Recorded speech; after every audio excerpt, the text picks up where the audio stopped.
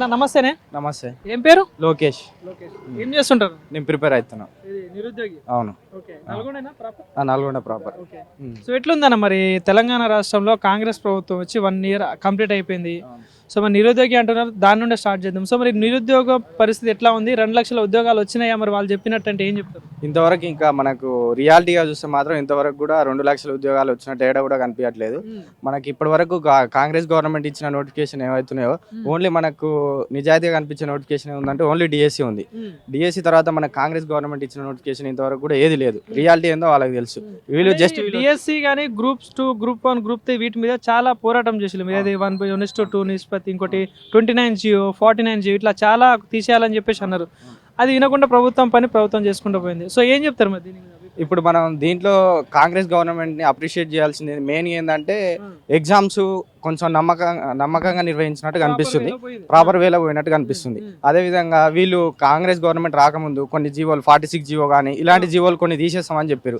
యాస్టీజ్ మళ్ళీ వీళ్ళు వచ్చిన తర్వాత యాస్టీజ్ మూవ్ అయ్యారు, యాజ్ పర్ లా అని అంటారు. మేము ఇప్పటికైనా కోరుకునేది ఏంటంటే నిరుద్యోగుల సమస్యలు పరిష్కరించి వాళ్ళకు అనుకునే విధంగా, ఇది నిరుద్యోగుల గవర్నమెంట్ అన్నారు, ప్రజల గవర్నమెంట్ అన్నారు కాబట్టి వాళ్ళకు అనుకునే విధంగా ఏవైతే జీవోలు ఇబ్బందికరంగా ఉన్నాయో ఆ జీవోలను తొలగించి ఇప్పటికైనా తొందరగా నోటిఫికేషన్లు ఇవ్వాలని కోరుకుంటున్నాం. అదేవిధంగా విఆర్ఓ వ్యవస్థను తీసుకొస్తా అంటారు మీరు. విఆర్ఓ వ్యవస్థలో ఉన్నటువంటి దాదాపు ఏవైతే 12,000 ఉద్యోగాలు ఉన్నాయో అవి నేరుగా భర్తీ చేయాలని మేము డిమాండ్ చేస్తున్నాం. ఇంకోటి ఏంటంటే విఆర్ఓ వ్యవస్థ, నువ్వు ఒకసారి ప్రమోషన్ ఇచ్చినావు, విఆర్ఓకి ప్రమోషన్ ఇచ్చినావు, విఆర్ఓ ప్రమోషన్ ఇచ్చిన తర్వాత మళ్ళీ బ్యాక్ తీసుకొచ్చి విఆర్ఓ ఇస్తా అంటే మీరు ఎంప్లాయీస్ కూడా ఎట్లా ఒప్పుకుంటారు? అది మేము క్వశ్చన్ చేస్తున్నాం. మెయిన్ క్వశ్చన్ ఏంటంటే ఎంప్లాయీస్ కూడా దీనికి సపోర్ట్ చేయొద్దు. మీకు ఏదైతే ప్రమోషన్ ఇచ్చిరో ఆ ప్రమోషన్ నుంచి ఇంకా హయ్యర్ పోవాలని ఆలోచించాలి. మళ్ళీ మీరు బ్యాక్ వస్తాను ఎందుకు అంటారు? కాబట్టి మీరు బ్యాక్ రావద్దని మేము నిరుద్యోగుల నుంచి మీ బ్రదర్స్గా మేము కోరుకుంటున్నాం. మీకు ఆ 12,000 ఉద్యోగాలు అయితే ఏవే ఉన్నాయో డైరెక్ట్ రిక్రూట్మెంట్ చేస్తే రేవంత్ రెడ్డికి కానీ కాంగ్రెస్ గవర్నమెంట్కి కానీ మేము నిరుద్యోగుల తరఫున పాలాభిషేకాలు చేయడానికి కూడా సిద్ధంగా ఉన్నాం. కాబట్టి మీరు డైరెక్ట్ రిక్రూట్మెంట్ విఆర్ఓని డైరెక్ట్ రిక్రూట్మెంట్ చేయాలని, అదేవిధంగా ఇంకా కొత్త పోస్టులు సృష్టించి నిరుద్యోగులకు సపోర్ట్గా గత ప్రభుత్వాన్ని మీరు ప్రశ్నించి ఎలాగైతే నిరుద్యోగుల సమస్యల మీద మీరు ప్రభుత్వాన్ని ఏర్పాటు చేసిరో ఆ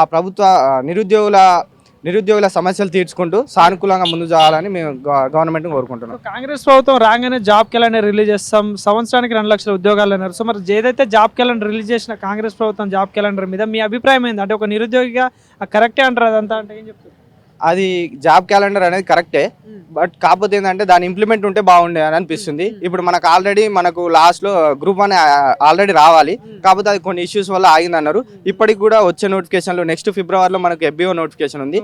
దాని నుంచి అయినా మీరు కరెక్ట్ ప్రాపర్ వేలో వెళ్తారని మేము అనుకుంటున్నాం.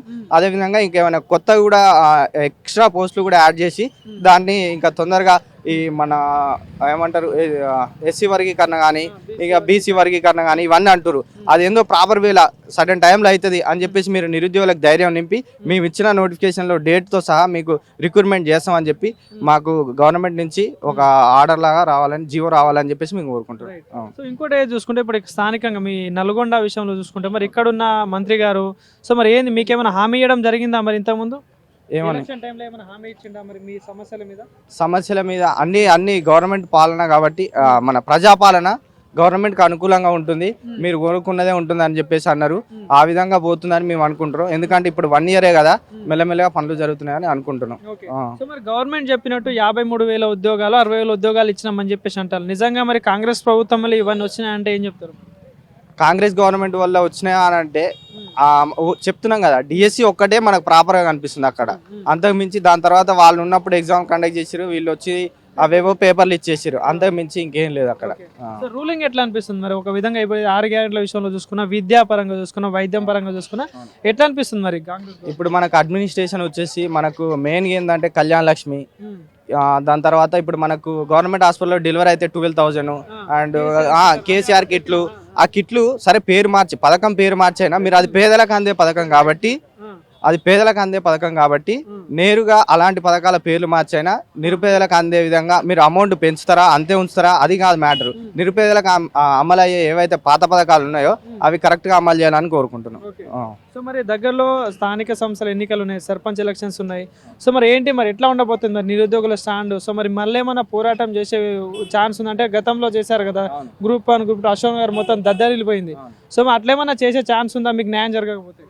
మనకు ఎప్పుడైతే న్యాయం జరగకపోతే 100% పాలించే వారిని ప్రశ్నించే హక్కు ప్రజాస్వామ్య వ్యవస్థలో ఉంది.